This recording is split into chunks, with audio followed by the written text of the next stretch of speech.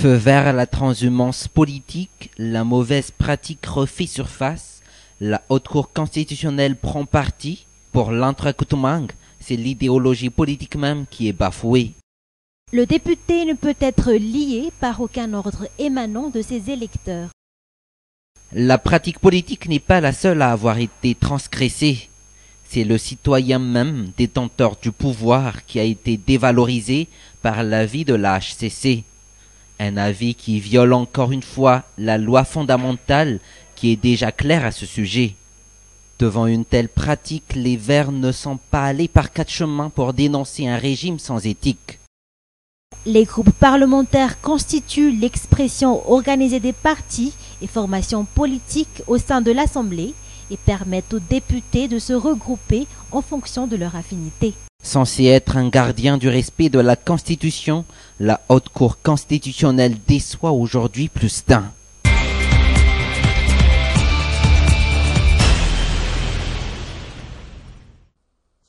Un avis publié après la requête du président de l'Assemblée nationale.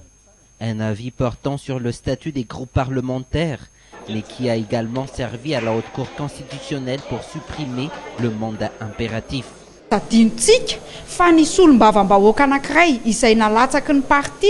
N'oublions pas que si les citoyens ont élu un député, c'est qu'ils ont confiance et adhèrent à leur parti politique. Pourtant, la HCC elle-même ose enfreindre la loi. Un vrai monde à l'envers. C'est au peuple de se rebeller face à cette dictature. Vu la situation, la HCC est devenue l'organe perturbateur du pays.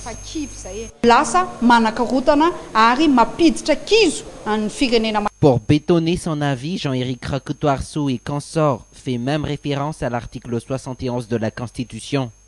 Un avis qui est pourtant contraire à l'alinéa 1er de l'article 5 de la Constitution qui dispose que la souveraineté appartient au peuple, source de tout pouvoir, qu'il exerce par ses représentants élus. Aucun individu ne peut s'attribuer l'exercice de la souveraineté.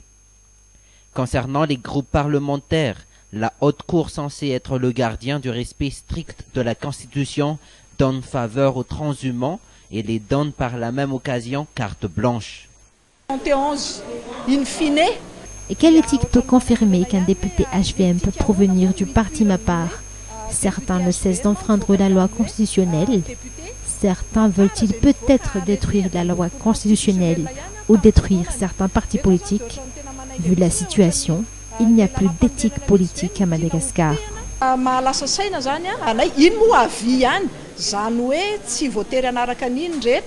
Pourtant, c'est la Haute Cour même, dans le même avis, qui définit les groupes parlementaires comme étant l'expression organisée des partis et formations politiques au sein de l'Assemblée. Un rappel qui contredit publiquement son avis en faveur des MAPAR 2, 3 et du VPM MMM 2.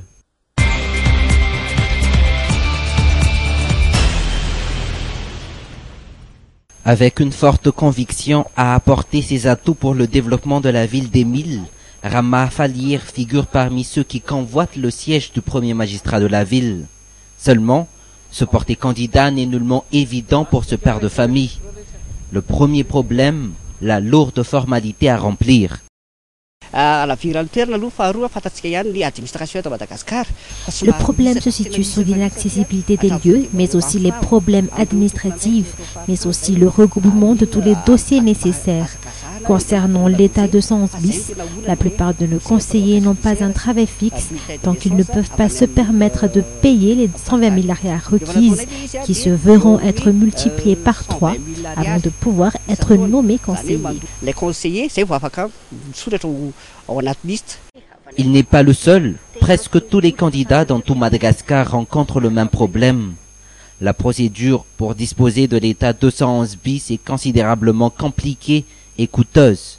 Les candidats estiment qu'il fallait procéder à un simple engagement formel pour justifier la situation de régularité fiscale. Par ailleurs, se procurer d'un casier judiciaire ne va pas non plus de soi.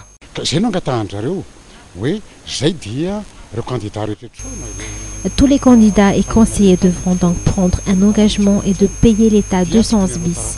Mais le plus grave est-elle, c'est que le dossier requiert aussi un casier judiciaire, alors qu'un candidat doit débourser beaucoup d'argent. avant de recevoir ce casier judiciaire. Un casier judiciaire qui d'ailleurs ne peut être délivré que par la ville de naissance du candidat.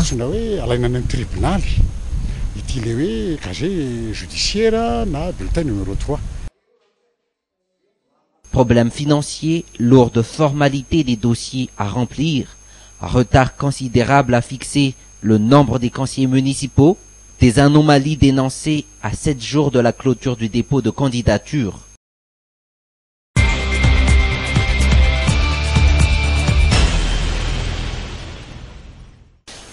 Les constitutions, la constitution malgache et d'autres constitutions aussi prévoient des procédures de changement. Et il n'y a aucune constitution qui soit pour toute la vie, pour toute l'histoire. Mais il faut que ce soit, bien sûr, ça ne correspond à une seule personne, ça ne correspond pas à l'exécutif, au gouvernement. Non, il faut que ça doit être les résultats, d'une participation plus inclusive. Et que ce soit les... Ramis Zavamtranga, Tazanao, Afakeli, Mahavarina, Vovao Piaramonina, dia alefaso ny sary, horonan-tsary, sy ny feo ao amin'ny viva maso mahita @gmail.com